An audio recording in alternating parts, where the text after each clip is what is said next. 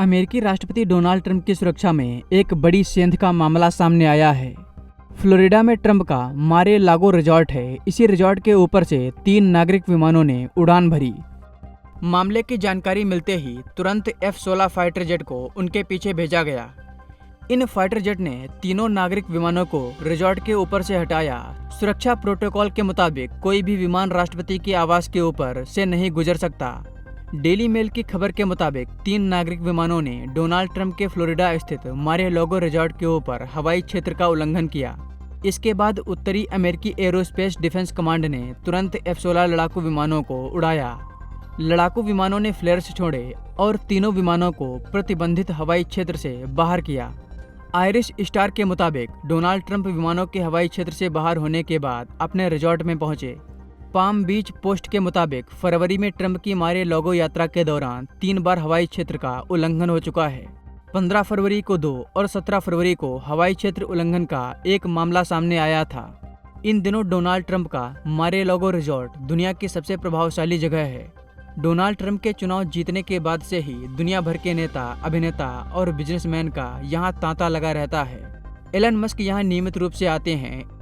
Israel के prime minister Benjamin Netanyahu भी मारे-लागो आ चुके हैं। यही वजह है कि डोनाल्ड ट्रंप अपने इस रिजॉर्ट को ब्रह्मांड का केंद्र कहते हैं।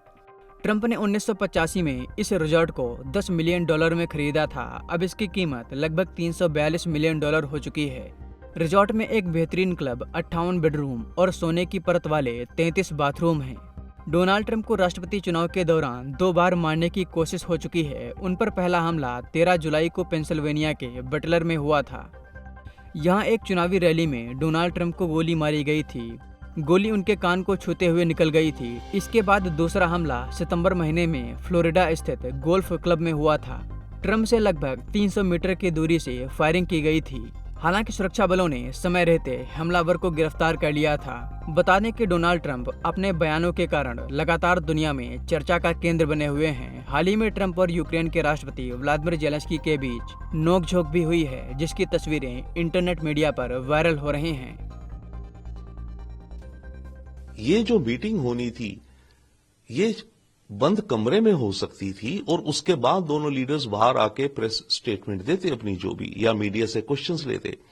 क्या जरूरत थी कि मीटिंग शुरू होने से पहले, जब आपको पता है कि जेलेंस्की के विचार कुछ अलग है, दुनिया की मीडिया के सामने आप बैठ करके बातें कर रहे हो और तू में आ गए?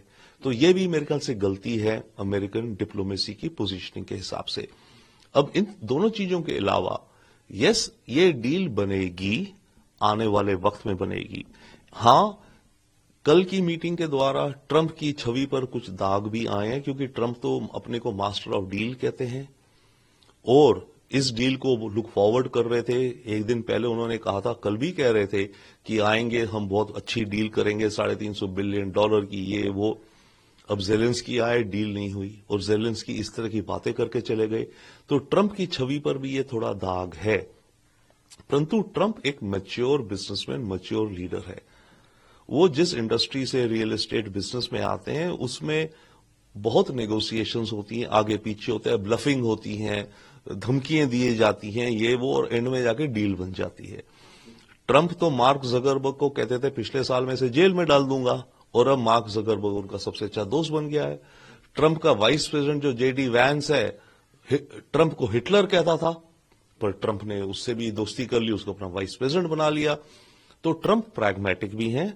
तो ट्रंप, क्योंकि अपने देश के हित में उन्हें ये डील चाहिए,